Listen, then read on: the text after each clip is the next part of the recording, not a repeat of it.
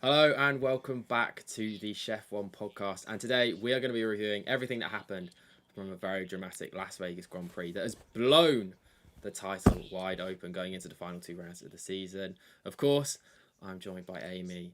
First of all, before we get into looking at our predictions and all the big talking points, how are you feeling after a very dramatic Grand Prix? Well, initially when the Grand Prix finished, I was feeling great, but a couple hours later, yeah, wasn't in a happy mood to say the least. I mean, yeah, it wasn't the race that I was kind of excited for. I think Las Vegas has been a lot more exciting the last 2 years. Don't get me wrong, qualifying was great. Obviously had the rain come and obviously could have changed up the whole order of the grid, but it didn't. Obviously, probably the two favourites were first and second. However, a lot of drivers being able to get into Q3 who wouldn't normally be there, and a lot of drivers unexpectedly going out sooner, like Lewis Hamilton and even Yuki Tsunoda.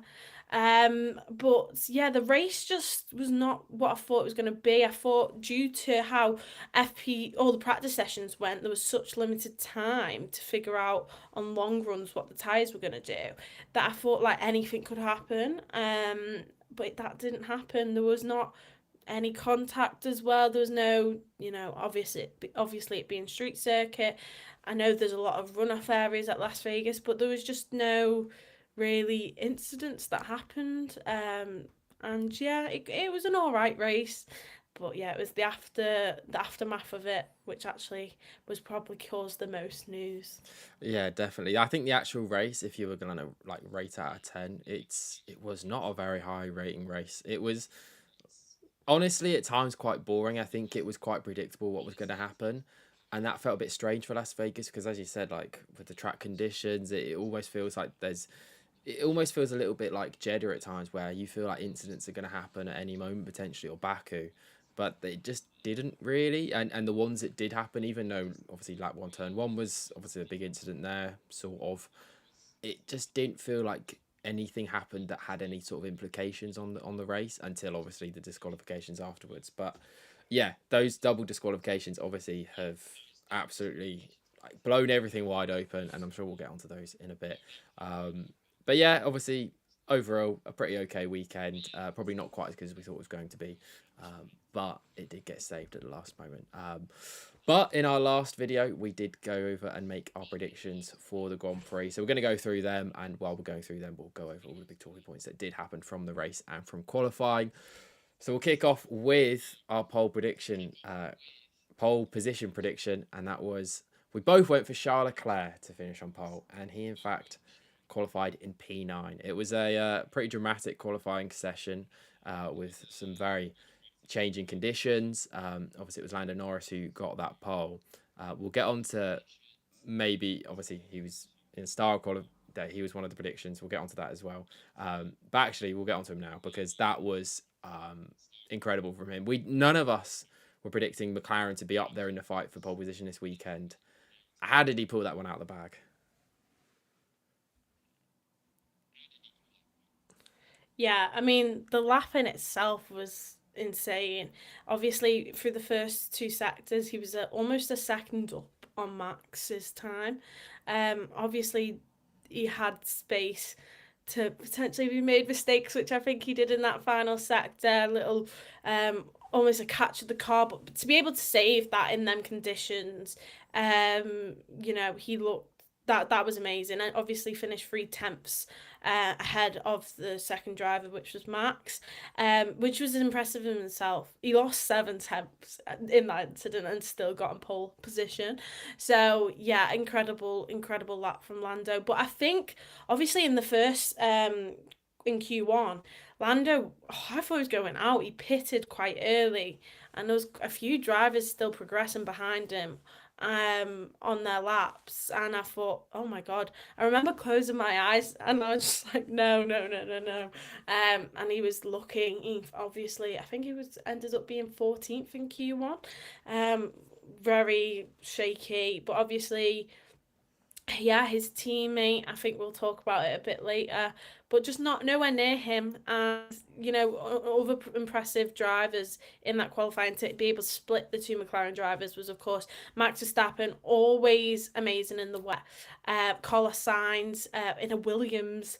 I think Williams is the car to be able to get you an unexpected pole. I think he even thought himself he did a good enough lap, especially in the conditions. But to be able to have no crashes in qualifying when the conditions were that bad, especially in Q1, the way that rain was coming down and the spray, and none of them crashed other than obviously, was it who was it in the end? It was Albon Yeah. got a bit of contact, but was able to get back straight into the pits, hit the wall. But that was it. Out of all 20 drivers, there was no red flag, which is insane, honestly. But yeah, I think obviously Lando Norris getting that pole position is credit to his amazing, and no one can doubt this now. He is one of the best drivers in the world. People look at Lewis Hamilton and Max Verstappen for that, but Lando's proved time and time again that he is one of the best drivers when it comes to weather conditions. And yeah, overall an amazing lap and just what he needed to do before the Grand Prix in a Grand Prix where they didn't look like they were going to be the dominant car.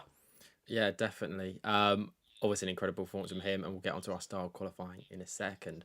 But we both predicted Ferrari to be on pole with Charles Leclerc. Um, what happened there? Obviously P9 for Charles Leclerc and dead last for Lewis Hamilton.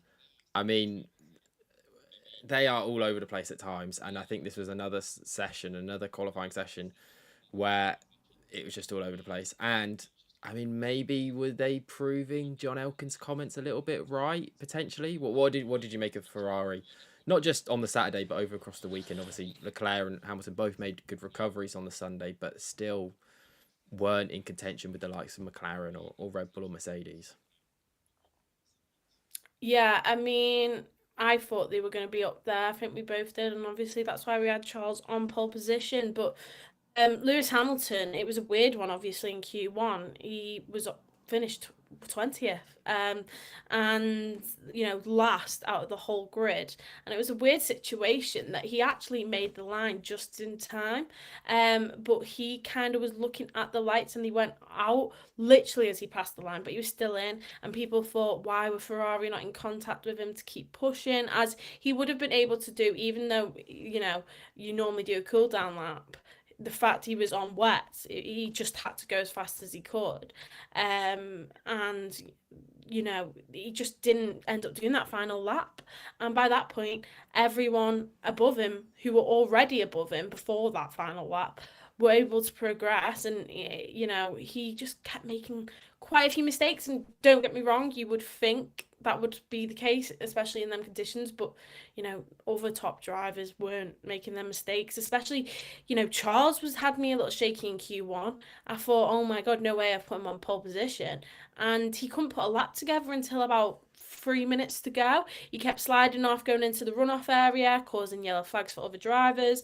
I mean, ultimately, he was the reason why Piastri couldn't do a final lap in Q3.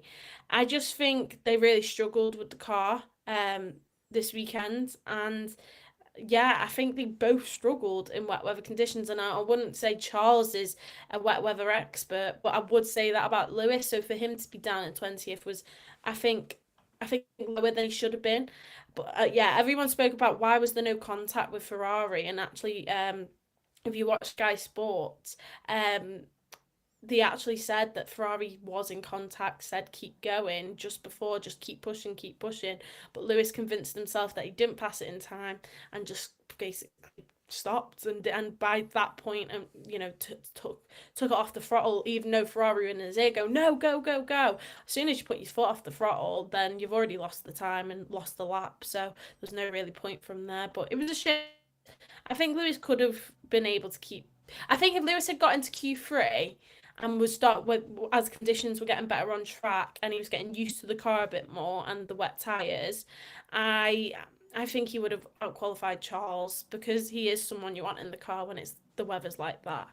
But it's just a shame it didn't happen. Yeah, I think it's definitely a missed opportunity for both of them this weekend. I think that even though the car was difficult to drive, clearly, I do think that there was an open opportunity for them to potentially have scored some higher up points, and maybe be as good as we predicted that they were going to be. But we will look at our actual star of qualifying. Obviously, we've already spoke about Norris. Obviously, Amy, you went for Lando Norris, and I think it's fair to say I think him and Carlos Sainz were the two stars of qualifying. I think obviously, but I went for Pierre Gasly. He did get into Q3, made it into P10. Wasn't able to set a competitive lap time in Q3, so only P10 for him. But yeah, still obviously another good session for him. I think if you hadn't predicted Norris and you'd gone for anyone else other than Sainz in that top 10, I'd be going, yeah, I think it was Pierre getting into Q3. But yeah, Norris to get a pole position again with the pressure of being in a title fight and just for him to be able to pull it out and not bottle. It was such an easy opportunity to bottle something because with the conditions and everything happening, I don't think anyone would have really said he bottled it or blamed him if he wasn't on pole position this weekend. So for him to still pull it out of the bag, I mean, that is ridiculous impressive. And just once again, testament to how far he's developed as a driver within this season. So yeah, incredibly impressive from Lando. But we'll move on to our flops of qualifying. And two, oh, well, okay, my prediction I wouldn't say is that great, but you went for Oscar Piastri as your flop of qualifying. Wasn't horrendous from him, but I think when your teammate is on pole position, it's not quite good enough. But yeah, talk to me a little about Oscar this weekend. Obviously, he was just not quite on it. I don't think the whole time, but still not terrible, but just not quite good enough, I'd say, at this point of the season. Yeah, I mean, I know we're talking about qualifying here, but to talk about the races, like this was his opportunity. He needed to win to ensure he was closing points on Lando. Actually, the disqualifications kind of benefited him. Obviously, no gain Lando's got now on him. That 6 points has dropped zero gain. But in qualifying. There was never a part of me that thought that Piastri was going to outqualify Lando. Lando, after being the driver behind all season, has now confirmed he has won the qualifying head to head with his teammate, which if you looked at mid-season, that looked like insane. And Lando's actually never lost a qualifying head-to-head with a teammate, and that still remains. So yeah, in qualifying, my flop of quali. I do believe it's a bit of a flop because coming fifth when your teammates first in a car that you probably was never going to get pole in normal conditions, but you had the advantage to be able to get it on pole due to the weather conditions. Yeah, to not put it on, to stick it on, then it's clearly not good enough. But then in the race, we had to do overcome a lot from fifth, and there was nothing there. He obviously only ended up coming fourth due to Kimi Antonelli's time penalty, which obviously didn't matter in the end, anyways. Um, but yeah, I think it's just not the Oscar Piastri I know and love that I'm watching at the minute, which is a shame because this really could have been a title fight for the ages, and it could be still, but I don't think he's even the second favourite in this championship now, and it's a real shame that he's probably maybe not. Maybe will could win the championship, but in my estimations, I do believe he's going to get third in the championship, and who would have thought that back in Monza? Yeah, I know. So yeah, it's a shame. It feels like he's done a Tottenham in 2015-16, where he's going to finish third in a two-horse race, which is absolutely incredible. But yeah, it's just he just hasn't shown anything. I don't think this weekend or the last few weekends, there's just been nothing to say to me that he's even close to the pace that we know he has. So yes, it's disappointing, but yeah, I'm sure. I hope that he bounces back in his final two weekends to make it somewhat exciting in that team battle. I went for George Russell, as I said.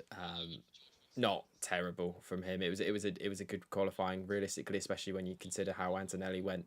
So yeah, he was not the flop of qualifying. So I think once again you'd get the point for that one.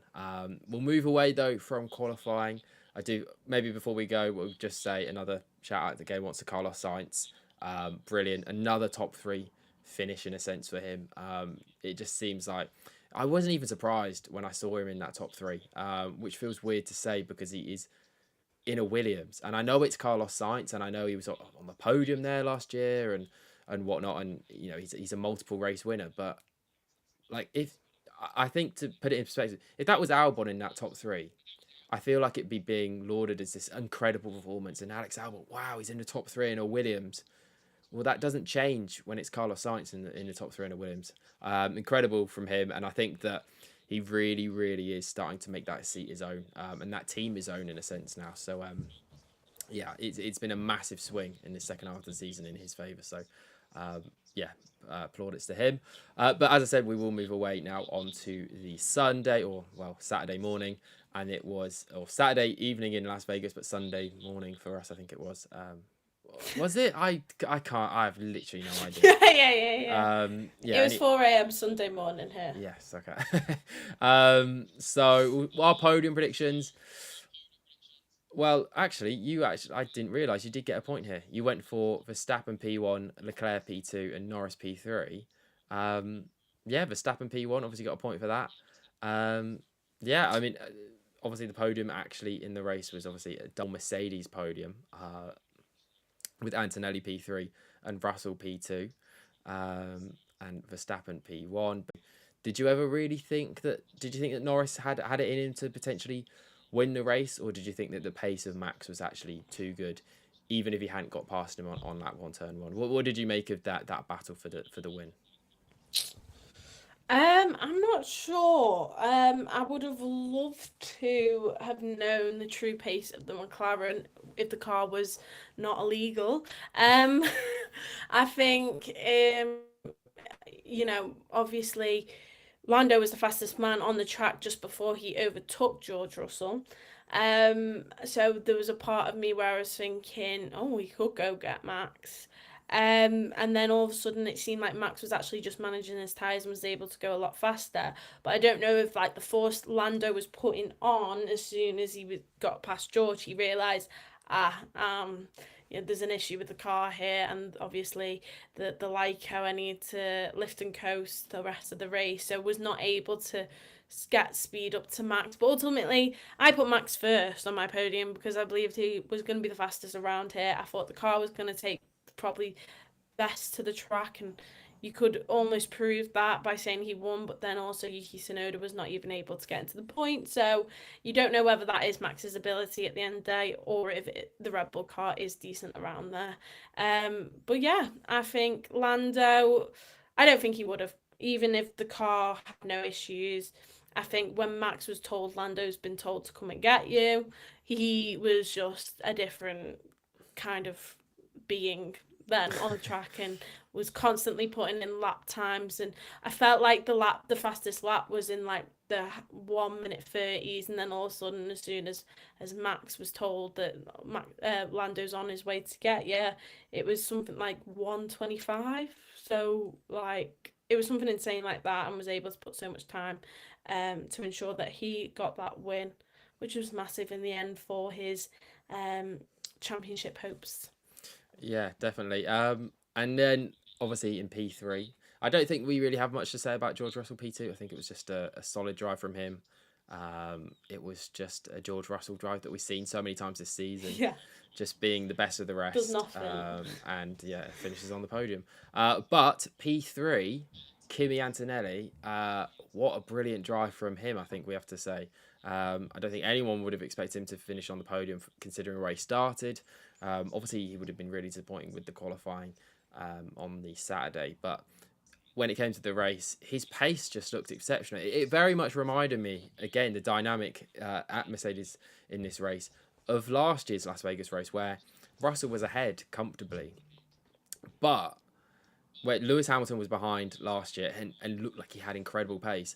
This year, Kimi Antonelli behind looked like he looked like he was arguably the quickest man on track, or potentially even quicker than the likes of Norris and Verstappen.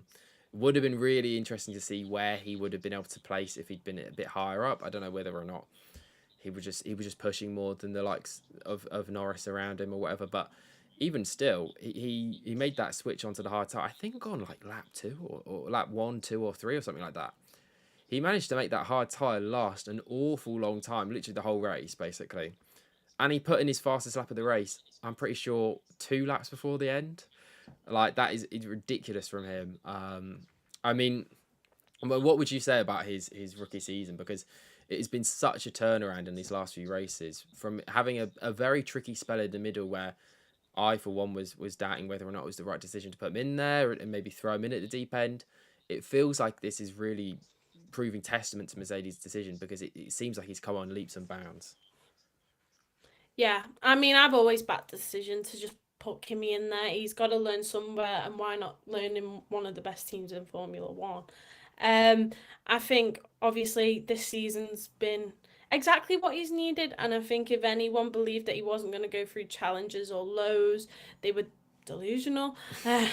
And sorry, Seb.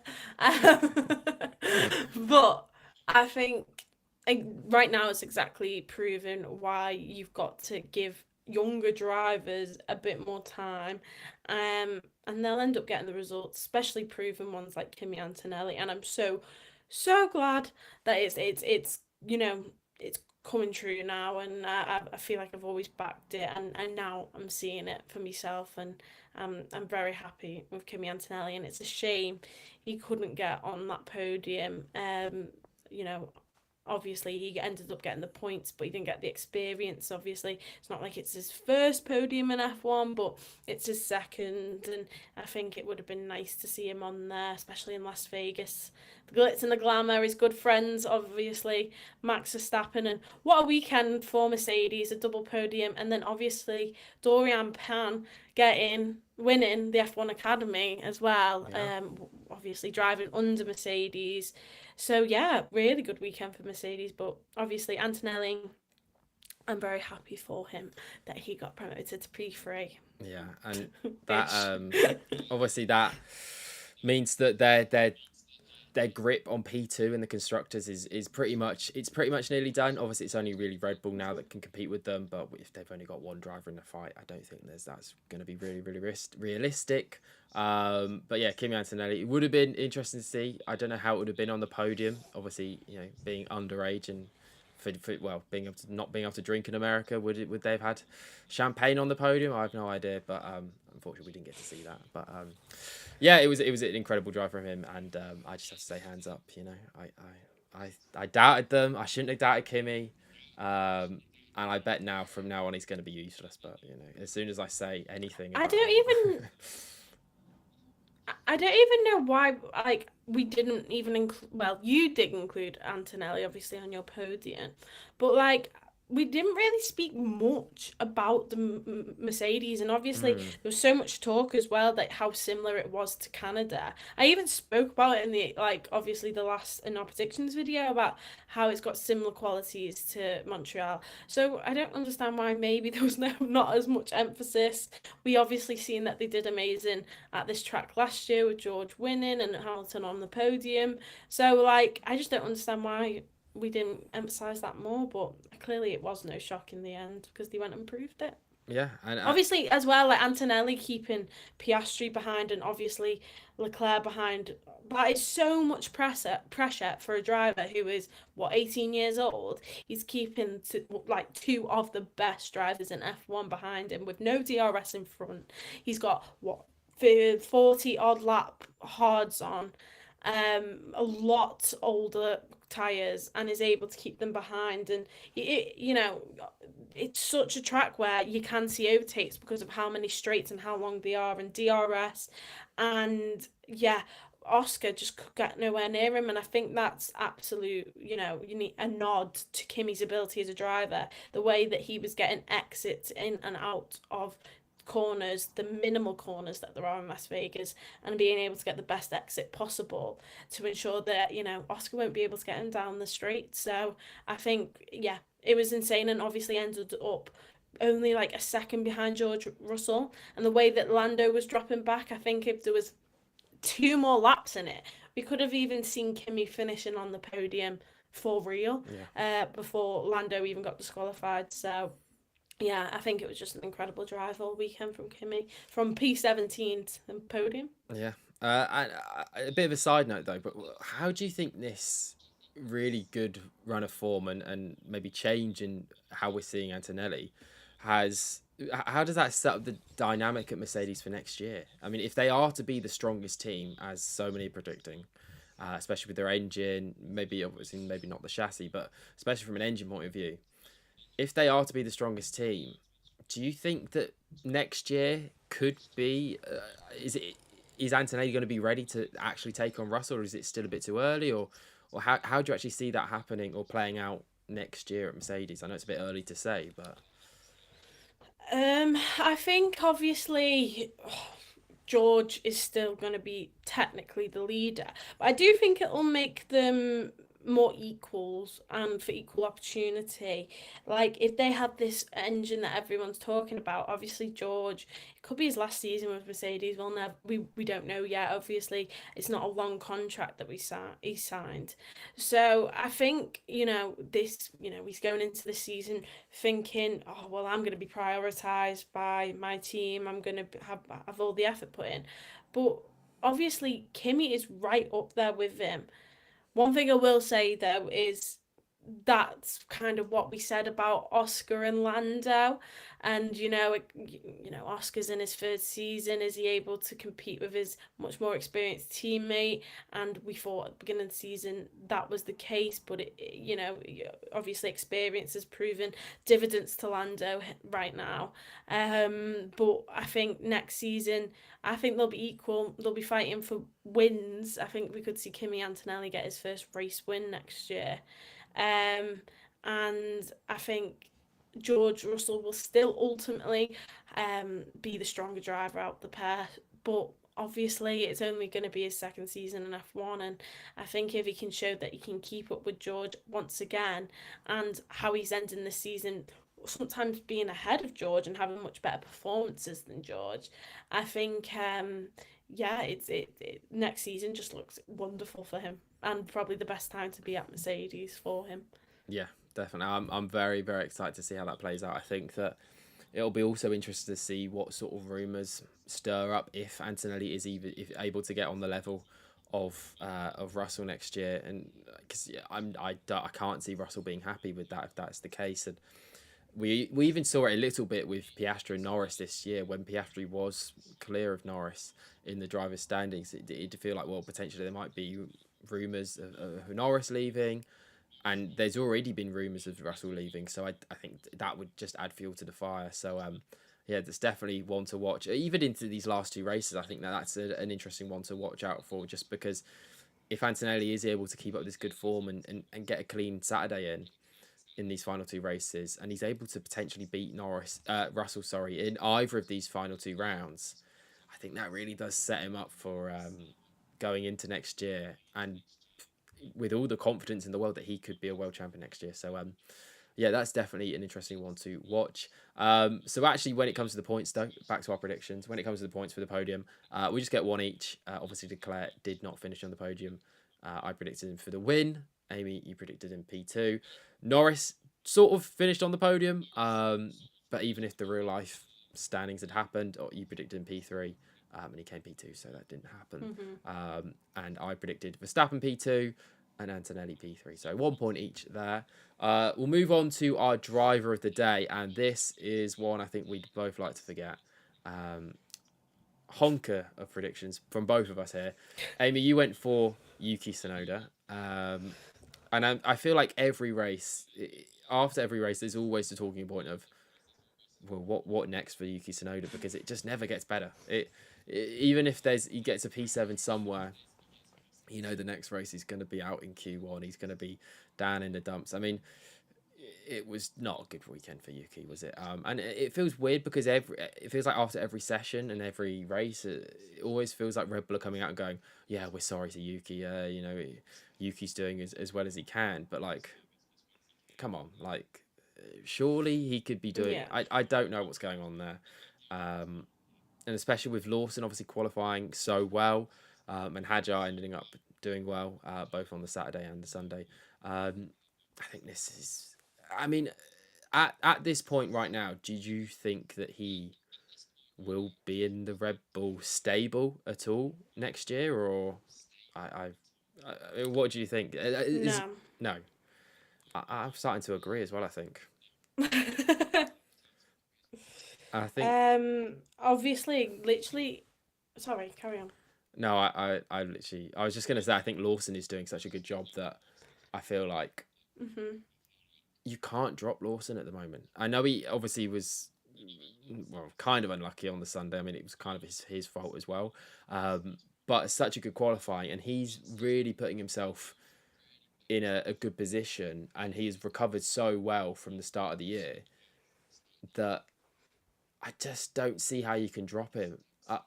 And Yuki's not done anything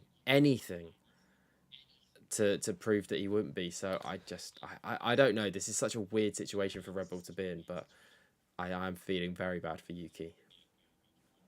Mhm. I mean, I was literally talking about last step, like literally a couple of days ago, that Yuki should be the driver to stay in Red Bull, not Liam. But I just can't justify some of the performances anymore, especially when Max Verstappen's winning. I do think, any driver that steps into that second seat at Red Bull is doomed. We've seen it so many times, time after time. And yeah, we all knew it was going to be inevitable that he was not going to be anywhere near Max's level. But I just didn't think it'd be this bad. I thought he was going to be better than Lawson, and Lawson only had minimal time. I think what was it, Two three races, races, wasn't two. it? Yeah, yeah, exactly. Yeah, so two races, and Yuki's had the whole season to be able to get better, and there's not a memorable weekend that you can think of for Yuki Tsunoda that off the top of my head. What was it? Singapore, he did all right. Mm-hmm.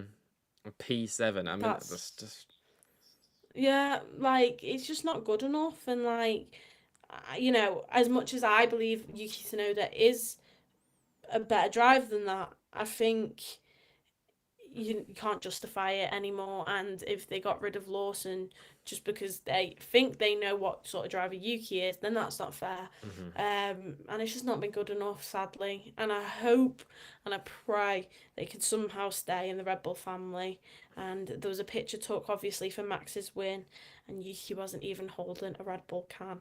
So maybe that's a bit telling, well, of the decision happening right now in the Red Bull team. But yeah, it'll be interesting to see what happens. I hope they could potentially give him another season, but at the same time, they can't justify getting rid of Liam Lawson if they, wanted to get a new driver with Lindblad in that team. So yeah, I don't know what's gonna happen. I feel the same. I want him to have another year. I love Yuki, and I do agree. I think he's far better than the driver we're seeing. I mean, we saw that when he was at RB. He was putting in incredible performance Mhm. even at the start of this year. Like his best qualifying result, I'm pretty sure was in an RB this year. So I like. Oh, and there's been so many good performances when he's been RB or AlphaTauri, however you want to call it. That like we know he's a better driver than this. Um, but Mhm. I just don't want him to be in that Red Bull. Like, and I wanted him to get the promotion to Red Bull. I don't want him to be in the Red Bull because it's actually getting boring at this point. Like, it was kind of exciting Mhm. when, Lawson was doing terrible and it's like, oh my God, like, it's exciting. At this point, I want there to be more people in contention at the top. And that Red Bull second seat should be in and around being able to play a factor in this title. It's not. We saw it even with Sergio Perez. He was able to even if he wasn't at the level that maybe he should have been, he was still able to have an impact. You think of Abu Dhabi, obviously that's the famous occasion where he made an actual impact and that arguably won Max Verstappen that world championship because if he hadn't have held up Lewis Hamilton, then Lewis would have had a big enough gap to make a pit stop and who knows what would have happened then. So yeah, it's just boring having a driver that's just completely out of it, that's never even going to be able to put in a podium or even get a shock win like Perez would do occasionally. It's just boring. Like I don't know. I mean, maybe next year with the change of regulations, Yuki adapts to the car and maybe they have a whole new setup or strategy or something like that, and it helps him a lot. But yeah, I don't know. But I want to know, what do you think will happen to you if he does get kicked out of Red Bull at the end of this year, obviously there's no other spaces on the grid for him next year. Do you see him after that? Has he built up enough stock over his time in F1 to get a seat afterwards? Maybe a Cadillac or Alpine or someone? I mean, isn't Aston Martin getting Honda? Yeah.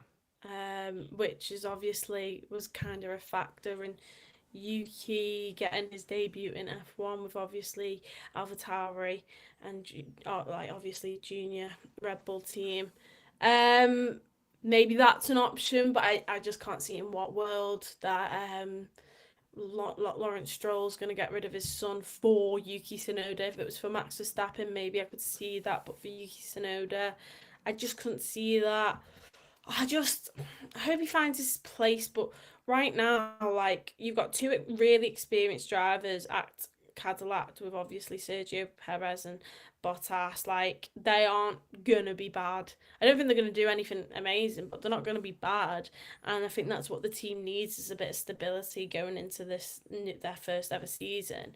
Um, Audi is that a potential? Obviously, I'm just trying to think of a new team, but I think Hulkenberg and Bortoletto are a great pair, and you wouldn't want to get rid of Bortoletto as a young driver in that lineup.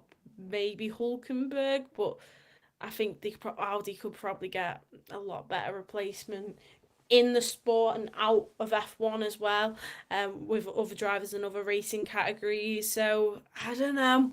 I think his only option is to hopefully somehow Red Bull are like, no, we're going to stick with this process of we don't know who we want to put in, so we're going to stick with someone that we know and we've worked with all season and give him some more time. I think he's just kind of have to hope for, staying in that Red Bull team or them realizing that they don't want to put Lindblad in yet and they can put him in, obviously, VCARB, where I think he'd be able to get a lot more better results even going into next season. So I don't know. Yeah, I don't. I think he'd struggle finding another space in another team in F1. Yeah, no, I agree. I think he has to have next year if he's going to keep his spot in F1. And even I don't think that even if he is kept on next year, I maybe don't think his future is actually going to be at Red Bull long term. But if he has next year and he is in that RB, for example, and he can get his stock back up to what it was before he got promoted to Red Bull, I feel like before he got promoted to Red Bull, people would have thought, yeah, he's like a reasonable shout for someone like a Cadillac or an Audi or maybe a Haas if Ocon, continues to have a downward slope in his performances. Although this weekend he did actually outperform Behrman. Or if Behrman goes to Ferrari, then maybe that would be someone they could look at. But now his stock has taken such a slump that it does feel like he could get forgotten about quite quickly if he leaves F1. So yeah, I hope for his sake that he doesn't leave. I feel like it's the same for both him and Lawson, although I feel like Lawson now has almost got his stock back up to a point where, yeah, maybe he could be considered by an Audi or a Cadillac if he was to get let go from the Red Bull stable. Like an Alpine, if Colapinto doesn't manage to pick up performances, I feel like that would be Lawson at Alpine. I could see that happening. So yeah, it's an interesting time for both of them. But obviously time will tell. And speaking of Colapinto, he was my driver day prediction. Terrible. Yeah, just nowhere to be seen. Not a good qualifying. I mean, you can't really blame him that much. It was obviously the first time he's had, being able to drive in such terrible conditions at Las Vegas. Like, he is a rookie, basically. Like, realistically, he is a rookie. So, I can't really blame him that much. And that one, he did get through to Q2, so fair enough. And then in the race, I think he had damage from that lap one, turn one incident. I think both he and Gasly got damaged from that. So, yeah, I mean, there was nothing really he was going to be able to do from there. We go on to our flops, though. You went for Lewis Hamilton. I went for Oscar Piastri. I'm not quite sure who would get the point in this situation. I feel like Piastri obviously did get disqualified, so not great from him, but it's obviously nothing to do with him. And you went for Lewis Hamilton. I mean, it wasn't, I don't know, it was an okay race from Lewis. It was a good start, definitely. Yeah, I don't think it's Lewis. But Yeah, Yeah, I I mean, I don't know. He finished in the points, but P10, and then as soon as he got to that 10th position, it was like he couldn't go any further than that. yeah. And he was, I don't know if you've seen his interviews after the race, but he was really upset Mm. with the race. We seen him in that mindset last year at Mercedes that I'm terrible, and we've seen it a little bit this season, but it was like, oh gosh, like where does he go from here? Like, does he still have the love for racing and does he still want it? And he was asked, what are you doing outside of F1 to be able to help you? And he was like, everything. And they were like, what do you mean by everything? He was like, literally everything. So he's doing everything, but it's still not good enough, and that must hurt.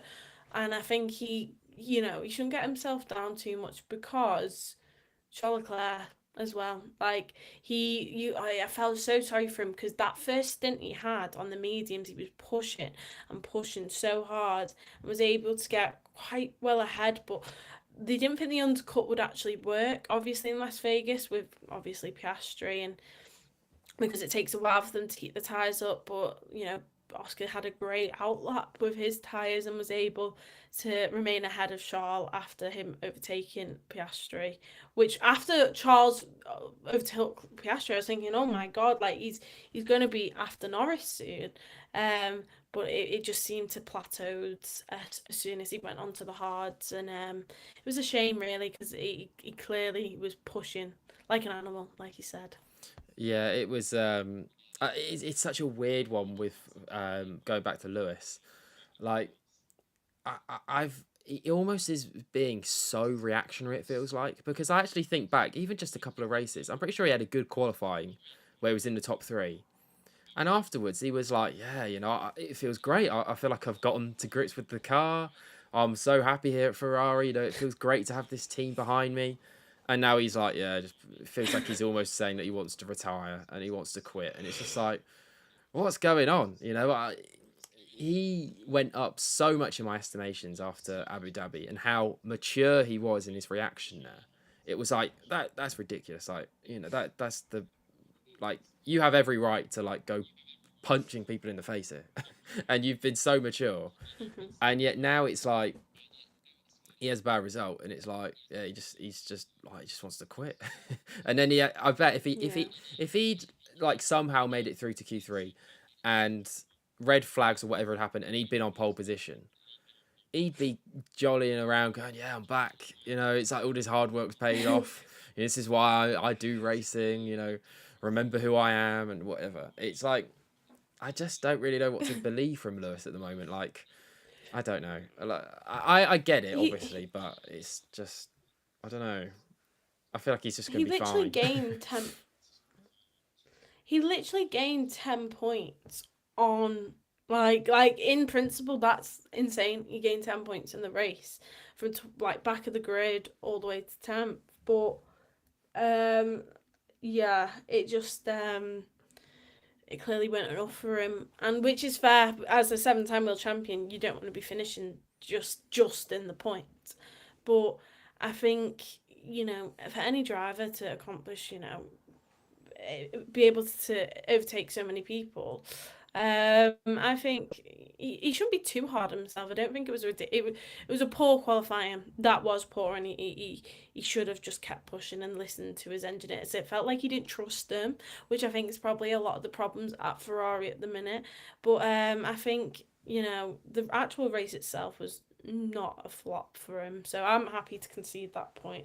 And if you want to give yourself Piastri, which I Mm, wouldn't say it's a flop performance, but I wouldn't say it's anything extraordinary. Then it's hard because he obviously would have finished fourth, which was technically an improvement. That yeah. was only due to Kimmy's thing, and then obviously he actually was disqualified, so it is technically a flop. But I would take into consideration what he did in the race.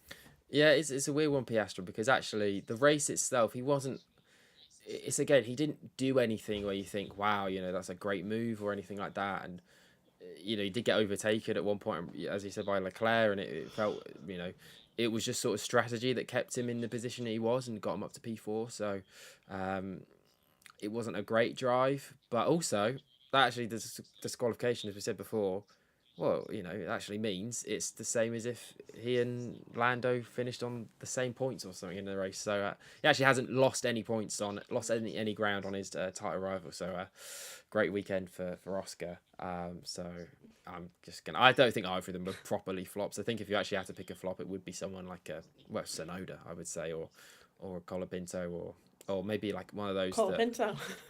yeah, or one of those that dive bombed into turn one with like who was it, Borsaletto, I think it was, potentially, or Lawson or whatever, who actually lost out on what they had. So anyway, we'll move on to our best team prediction, and that was Amy, you went for Red Bull, I went for Williams, and I think we'll use this time now to talk about Red Bull being the best team because of what the title fight is actually come down to. So we've actually sort of avoided the main thing that's happened, and that is the disqualification of the two McLarens. Obviously, for Plankware, it's just a straightforward. They've just run their car too low, and it's just worn too much, and that's the rules. It's for safety.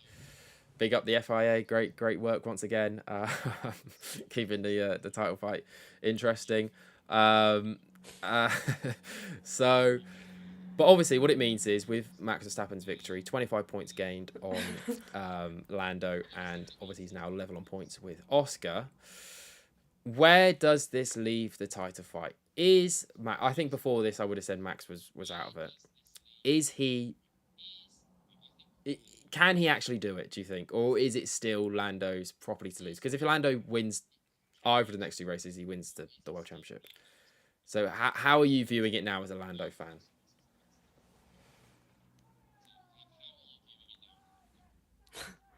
Oh, it's so stressful. It could have been so much easier, obviously, before the disqualification. All Lando had to do was not be outscored by Max by 17 points. Now, if he had a DNF, then that would have been, Max is still in it. But as long as he didn't DNF and was going to get the points, he pretty much was going to make sure Max was out of contention. And then he couldn't be outscored by Piastri by 6 points, I think it was. Um, Obviously, before the disqualification. So looking at that at the end of the race, I was like, especially when he made that move in Las Vegas at the start, where oh my god, I thought he almost went into the wall to stop Max, and then he went wide. I was like, just don't do anything stupid. We can like finish second, be happy with it. So when he finished second, I was more than happy with that position.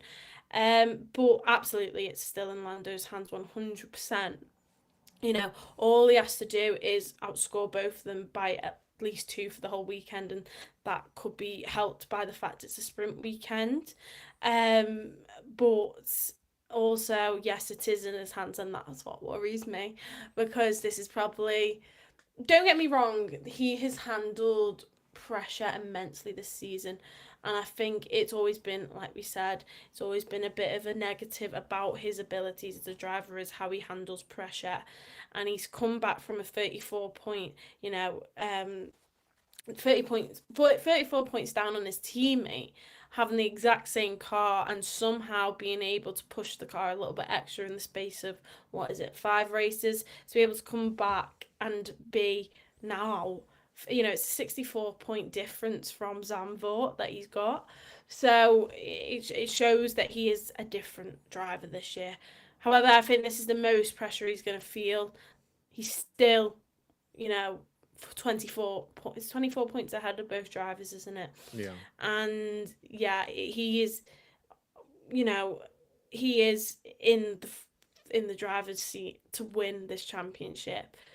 But because it's Max Verstappen and because this difference and this opportunity has now been given, is gonna, bring out a different sort of animal inside of him. That's what worries me, because I think Max will stop at nothing to be able to get this title, because what an achievement. But that is one thing I do want to say is, we're talking, I put Red Bull as my best team this weekend. Okay, obviously Yuki Tsunoda had a really bad performance, but his teammate won. And that just proves to me, people have talked about this season that, oh, well, the Red Bull just isn't, as good and as the McLaren, and it's nowhere near it. And Yeah, I could kind of agree, but Max is on the exact same points as Oscar Piastri. People say, "Oh, well, McLaren fans are gonna, McLaren are gonna bottle this championship." If Max had a teammate who was the similar ability to him, who was like, let's say, similar points as him, let's say McLaren wouldn't have won the constructors this early. So I think that Red Bull do have a car with them, but probably the second best car on the feet on out of the whole grid. Yeah, they just don't have a teammate which puts them up there as a constructors champion. But if they hadn't a driver with the similar ability to Max and was able to match him in races, then I don't think everyone would be like, "Oh, this is so amazing that someone in such a bad car is able to, um, win the championship over the McLarens, the bottlers." When in reality, one, it's Max Verstappen, and two, I don't think the RB's all that bad when he's won more races than Oscar Piastri and Lando Norris. It clearly is a pretty decent car, and I think people do look past the fact that yes, it will be an impressive achievement if he wins this, but it's not all that bad, the Red Bull, and it will be a definite bottle if the McLarens don't win it now, especially Lando Norris. All he has to do is outscore them by two. I'm praying, but I think people do need to realise that yeah, Max Verstappen's a great driver, done great this season to be able to come back into this championship. But as the season's gone on, the Red Bull car has actually progressed and progressed positively, and that's why it is also going to be in this championship fight because of how well the Red Bull team have managed to be able to get this car back on track, literally. Yeah, I think it's an interesting one actually to look at with Max and about how impressive it would be if he was to win this championship. I think you'd have to say for one there'd be a lot of luck because I would say that realistically, if Max is to win it from here, he needs Norris to finish at least P6 or P5 or something like that in one of these final two races. And that would, realistically, that would have to be from luck. Lando's not going to do that based on pure pace because on pure pace, he's finishing P2 or P1 in these final three races. So, yeah, it's an interesting point because you do think where would Max be if he was in a Mercedes right now? Because is that Mercedes a quicker car than the Red Bull? Has it been consistently quicker than the Red Bull over the course of the season? It's hard to say because obviously Russell is not on the level of Max when it comes to points. He's not a million miles off. But would Max be significantly better than George Russell in a Mercedes? I don't know. It is the answer. And it's like, well, that Red Bull, is it the second quickest car? Is it the quickest car? Well, okay, probably not. But is it the second quickest car? Maybe. Because Max Verstappen he's joint second in the Drivers' Championship. Or is he just getting. It's such a weird one because it feels like Max is the only driver that would ever be able to get anything out of that Red Bull car. And that in itself is a feat. Because I think even if you put Lando or Oscar or George in that Red Bull car, I feel like they're really, really struggling with it.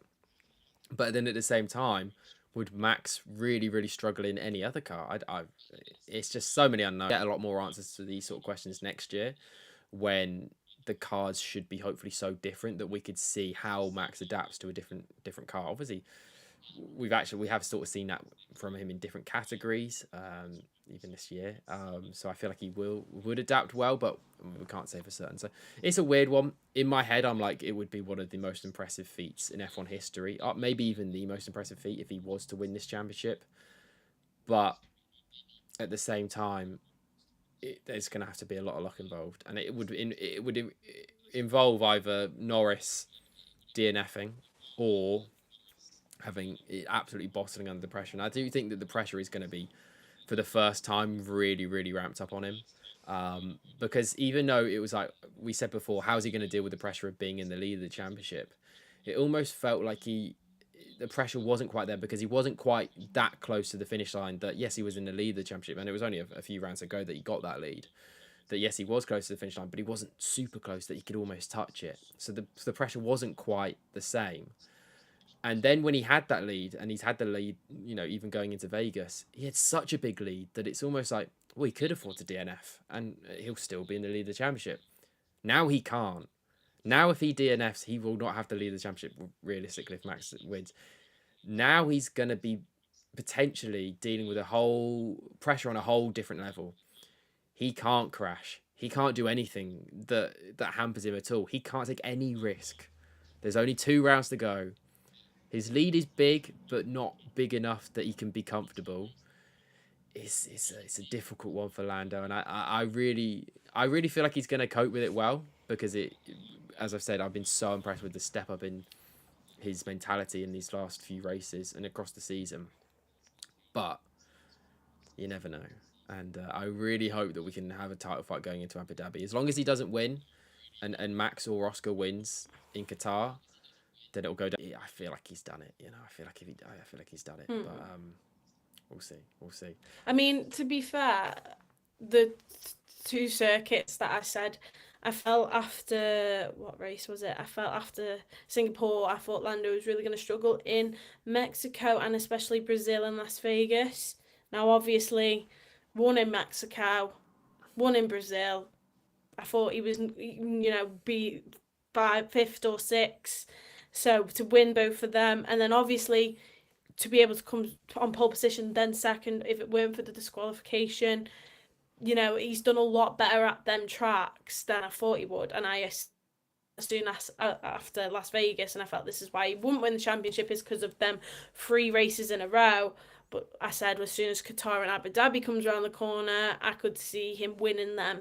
And I believe that still. I believe we had the Qatar sprint last year where actually Lando gave up his sprint win for Oscar to repay him for a previous one which Oscar had gifted to him.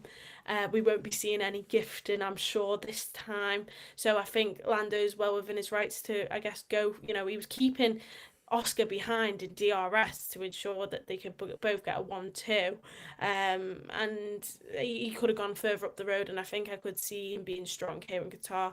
And obviously Abu Dhabi last year, don't get me wrong, we've seen Max Verstappen win here in the past, but it was Lando's win last year to get the Constructors' Championship. And also there's a theory that since, gosh, I think it's like 2014, 2015 that every driver who's won in Abu Dhabi, the year later they win the championship.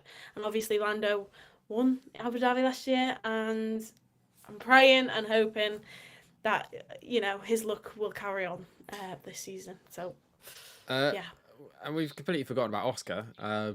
Does he have any hope going into these final 2 rounds? I mean, unless Max and Lando. The thing is, even if Max and Lando take each other out, I still don't think he's going to win. I still don't think he'd win the championship, which is shocking to say. But do you think he has any chance? Well, if you gave a percentage, what would it be for each of them? For Lando, I would say 70%. For Max, I would say 15%. And wait, I've not even done the maths here properly. That'd be 15 for Oscar as well. No, I'm gonna say 25% for Max, 5% for Oscar. Oh, wow. Okay. So yeah, I don't see Oscar in really any world winning this. I probably would make that 1% if I could, actually.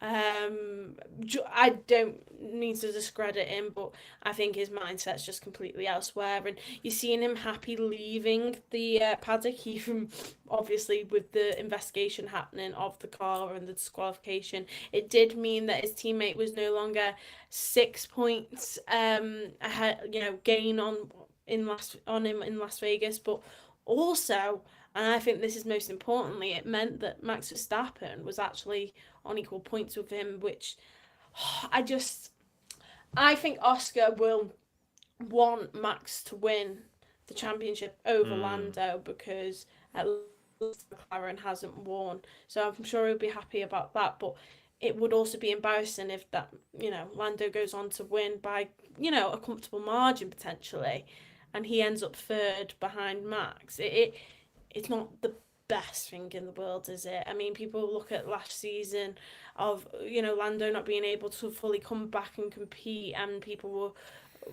taking the mick out of that. Lando was like 70 points behind, like Max. It was never going to really happen, and yet he took a lot of the slack. I think Oscar Piastri, I don't think this should absolutely, you know, craft him, be the reason of why people criticize him as a racing driver.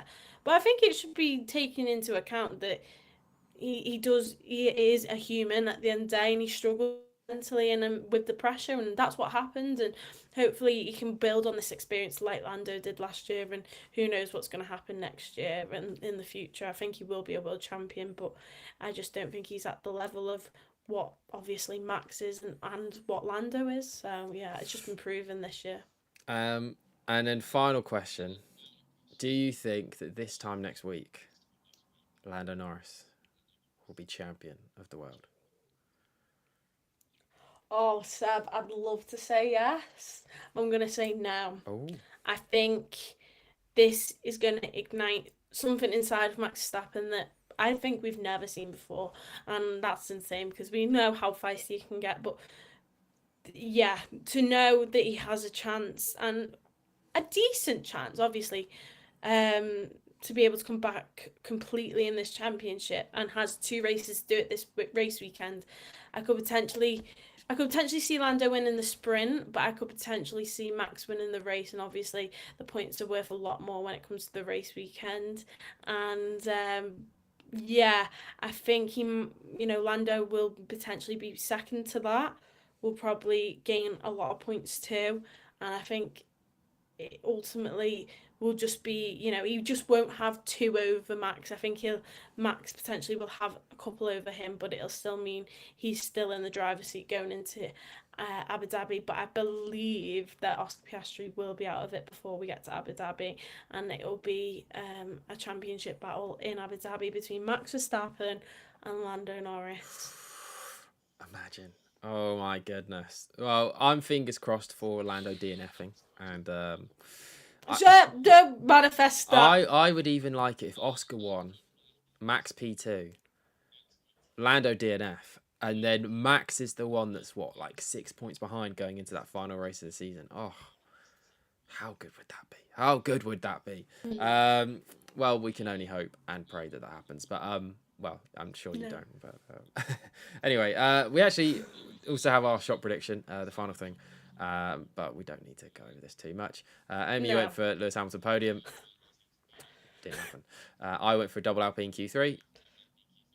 Well, it was double Alpine Q2, and Gasly got into Q3, so nothing. There's not double Alpine I feel Q3. like I feel like I heard the commentators mention about how, oh, could the Alpines get into can't speak, Q3 for the first time like this season, and like double, you know what I mean? But yeah, clearly didn't happen. But I remember thinking, oh my word, they've got Seb's prediction on the line here. Wow. It was. We'll say it was close then. It was closer than Lewis being on the podium, that's for sure. But yeah, that is it for our podcast from this weekend's Las Vegas Grand Prix. We'll be with you later in the week for our predictions ahead of that absolutely massive Qatar Grand Prix, where the championship could be decided, or it could be decided that it's going down all the way to Abu Dhabi. So yeah, thank you for watching. Thank you for joining me, Amy, and I hope you're not too nervous all this week going into the Grand Prix. And yeah, I'm very excited for it. And yeah, we will see you all later on this week. And